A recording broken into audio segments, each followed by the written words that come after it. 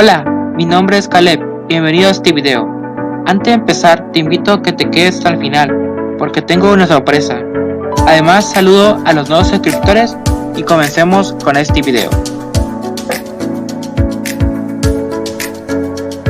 ¿Sabías que el 70% tenía dificultades habituales, ocasionales para cubrir gastos básicos con alimentos y vivienda? Porque no conocen las finanzas personales, en tres aspectos: qué son, cómo se componen y la forma de mejorarlas, por lo que los aprenderás.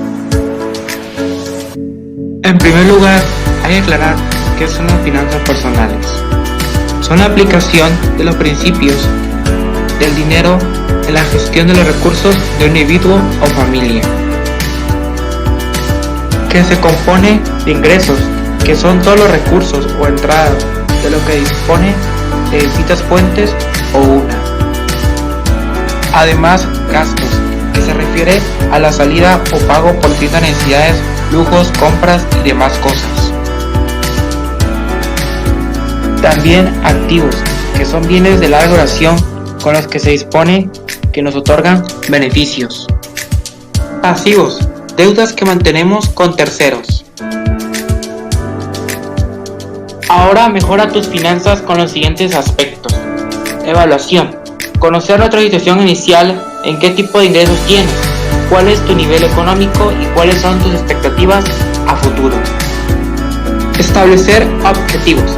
Identificar y priorizar los objetivos financieros de corto y largo plazo, así como los más importantes. Planificación. Definir una estrategia acerca de cómo se puede llevar a cabo los objetivos y cuáles son los instrumentos financieros apropiados. Ejecución. Llevar a cabo el plan financiero considerando ajustes en caso de imprevistos. ¡Sorpresa!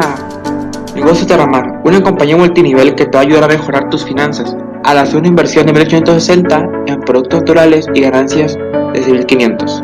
También ganarás carros, viajes, cheques y joyería. Lo único que necesitas hacer para permanecer esta empresa es inscribirte ya. Inclusive, los miércoles en la página tienes la oportunidad de ganar productos en la rueda de la suerte escribiéndote. Igualmente entra a la página para que obtengas información, te la dejo en la descripción.